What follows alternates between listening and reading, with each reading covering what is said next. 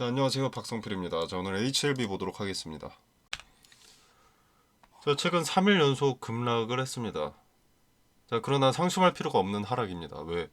현재 아래 구간 박스권을 돌파하고 올라온 상태고요. 윗 구간의 박스권 매물, 이 자리의 매물을 소화해야 하기 때문에 물량을 받아내는 과정은 반드시 동반된다고 말씀을 드렸었죠. 자, 이 구간 물량 장악을 위해서 필연적으로 하락이 동반될 수밖에 없다고 말씀을 드렸었습니다. 그 과정이 표현되고 있을 뿐이고요. 그 다음 박스권 요 보라색 여기 진입을 위해서도 반드시 필요한 하락일 뿐입니다. 애초에 이게 갑자기 새로운 재료에 대한 기대감이 생긴 게 아니라 이제 12월 재료 일정이 다가오면서 기존에 있던 기대감이 반영되고 있는 거라서 매도하는 물량이 생길 수밖에 없는 것이고, 박스권 상단 박스권 상단은 당연하게도 저항이 강력할 수밖에 없는 자리죠. 그리고 그걸 알고 있는 투자자들은 이런 자리에 부딪히고 좌절되는 것이 보여진다면 이제 분할 매도를 통해서 이익을 일부 챙기고 보다 더 낮은 자리에서 재매수를 통해 리스크 관리까지 하기 때문에 이런 흐름이 나올 수밖에 없습니다. 아주 건강한 흐름이고요. 자, 그래서 제가 낮은 구간이더라도 기대감이 반영될 시점이라고 하더라도 분할 매수, 분할 매도를 강조하는 겁니다. 자, 아무튼 박스권 상단과 장기 이평선, 요 박스권 상단과 장기 이평선, 회색의 선 241선입니다. 자, 요것이 수렴된 자리에서 첫 급등날부터 저항을 받았습니다. 이 자리에서 매도 물량과 대기 매도 물량도 많다는 것을 목격한 투자자들이 매도한 것이고, 누가 봐도 의미가 큰 자리에서 매도세가 커졌기 때문에 이걸 지켜보고 있던 투자자들의 대응이 동반된 것 뿐이라는 거죠. 그리고 이 물량을 주가를 주도하는 주체가 받아 먹어야 매물이 소화가 되는 겁니다. 근데 얘네가 여기서 높은 자리에서 굳이 사줄 필요 없죠. 매도 물량이 쌓이면 자연히 주가는 하락하고 조금씩 아래 자리에서 먹으면 되기 때문에 이렇게 내려오는 겁니다. 자, 이렇게 매물을 소화하는 이유는 추후 다시 기대감이 반영될 때 주도 주체가 매물을 장악하고 있음으로써 상승에 방해가 될 요소를 미리 없애놨기 때문에 그 다음 박스권으로 진입하는 것이 수월해지는 거죠.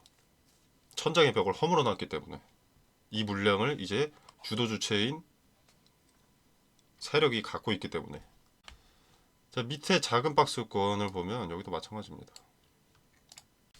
자, 박스권 돌파 시도가 수차례 있었으나 좌절된 흔적들이 보이죠. 근데 이게 좌절이라기보다는 매물을 소화해야 올라갈 수 있기 때문에 매물 소화의 흔적이라고 보는 게 알맞죠. 자, 그렇게 몇 번의 소화를 거치고 벽을 허물었기 때문에 위로 올라갈 수 있었던 겁니다. 그리고 이때는 참고로 이렇다 할 뉴스나 소식이 없었습니다. 당시 있던 건 란셋 등재 정도인데, 란셋 때문에 오른 게 아니라 12월 재료 일정이 다가오는데 HLB는 물린 투자자들이 많기 때문에 윗자리에 매물들을 소화를 해놔야 본 재료 기대감 일정인 12월이 다가왔을 때 본격적인 급등을 연출할 수 있기 때문이기도 하고요. 급등이 연출이 되어야 오랜 시간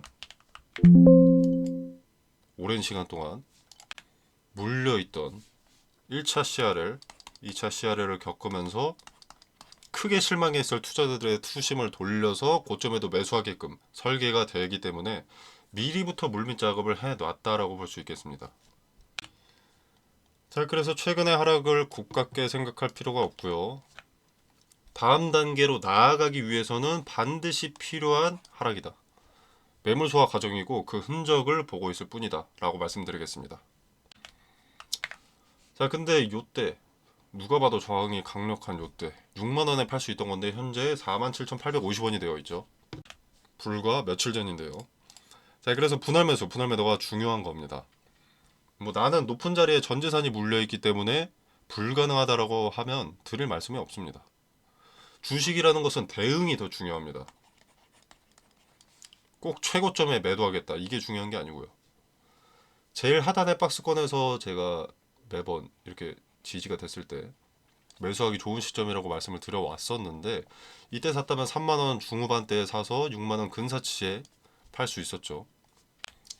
제가 지난 영상들을 보시면 아시겠지만 이 박스권별로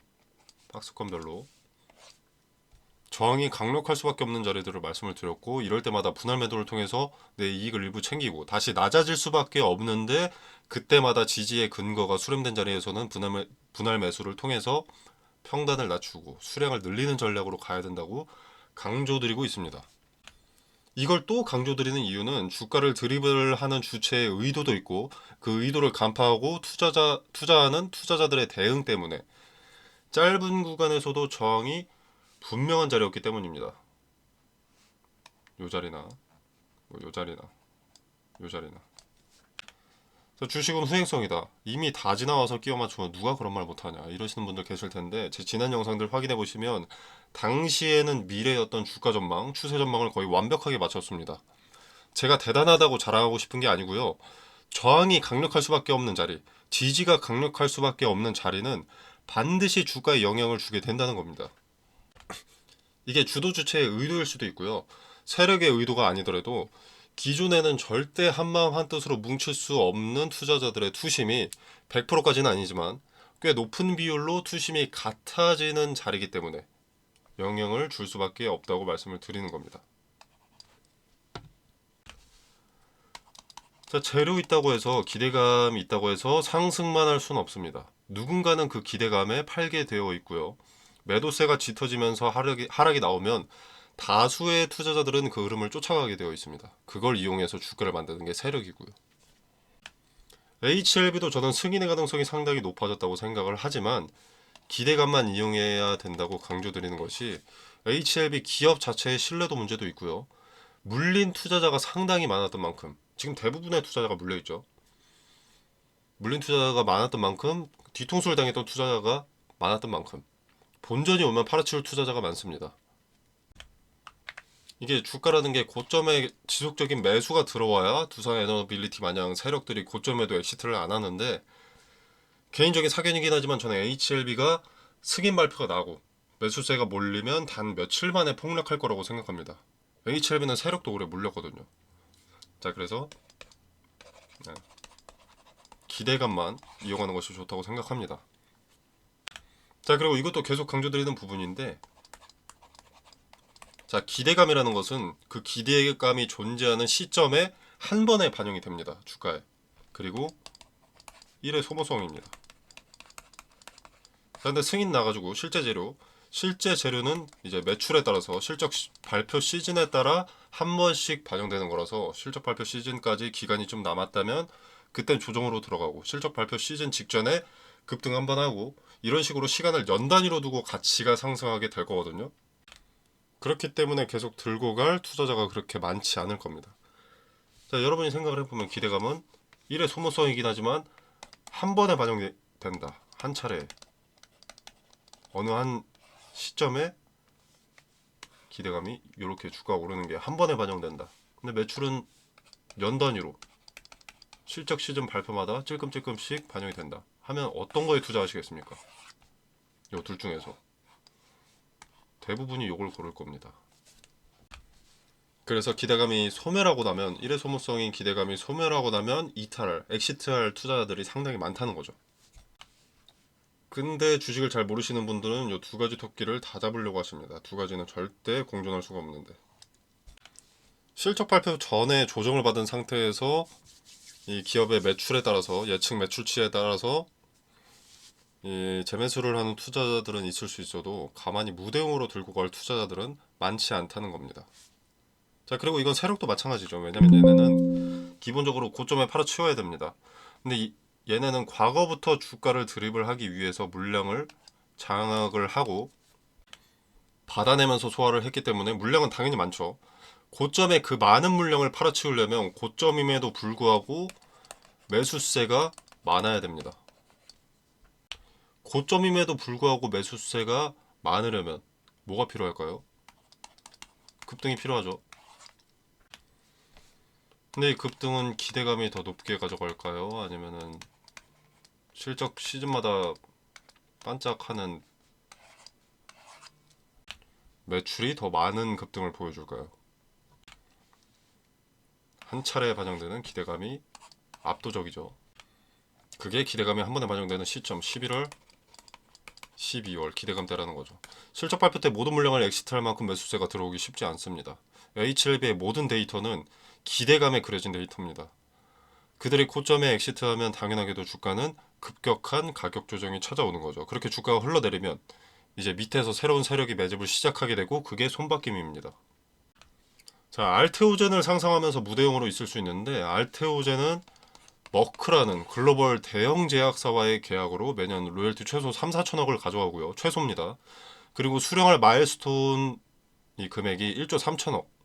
뭐 이런 계약이 있기 때문이기도 하고요. 그리고 기존의 항암제가 30분 정도 걸리는 정맥 주사인데 이걸 1분 피하 주사로 전환시키고 있는 게 알테오젠의 기술입니다. 전 세계 빅파마들이 피하 주사로 제형을 변경하는 중이기 때문에 폭등을 하는 겁니다.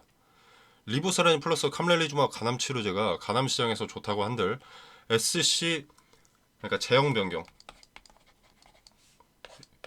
정맥 주사 30분 정맥 주사에서 1분 피하 주사로 이렇게 제형 변경에 비교될 수가 없습니다. 리보세라닌 캄렐리주마의 간암 치료제가 얼마나 뛰어나다고 한들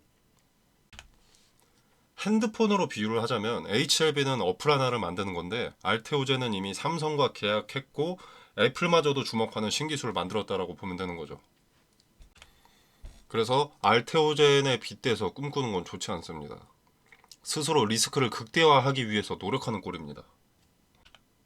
그리고 제약바이오 섹터는 섹터지만 분야가 완전히 다릅니다. 스스로 눈 찔러서 눈 멀게 하는 꼴이기 때문에 알테오젠은 비교 대상이 아니라는 걸 인지하시길 바라겠습니다. 자, 아무튼 지금은 물량 소화 과정 중에 나타나는 하락일 뿐이고요.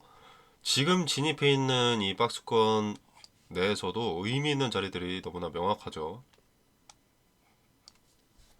앞으로의 주가 추이를 보고 나면 우리가 어떤 대응을 해야 할지 윤곽이 잡힙니다. 텔레그램 방에서는 의미 있는 자리들을 터치했을 때 실시간으로 나오는 제스처를 보고 어떤 대응을 해야 할지 그 대응에 대한 근거는 무엇인지 설명드리고 깔끔하게 분할매수 타점, 분할매도 타점도 설명드리도록 하겠습니다. 자, 텔레그램 방 참여는 영상 설명란에 보시면 여기 더보기 버튼이 있습니다. 자, 이 버튼을 누르시면 이렇게 링크 기재를 해뒀고요. 자, 이 공간 안에서 제공되는 정보 일체의 금전을 요구하지 않고요. 그리고 종목 필요하신 분들 계실 텐데 여기서 무료로 종목도 추천드립니다. 자, 필요하신 분들은 참고해 보시면 되겠고요. 텔레그램 방 입장과 퇴장은 제한이 없습니다. 자유롭게 참여해 보시고 도움이 되신다면 구독, 좋아요 눌러주시면 감사하겠습니다. 자, 여러분의 성공 투자를 기원하면서 오늘 영상 여기서 마무리하겠습니다. 감사합니다.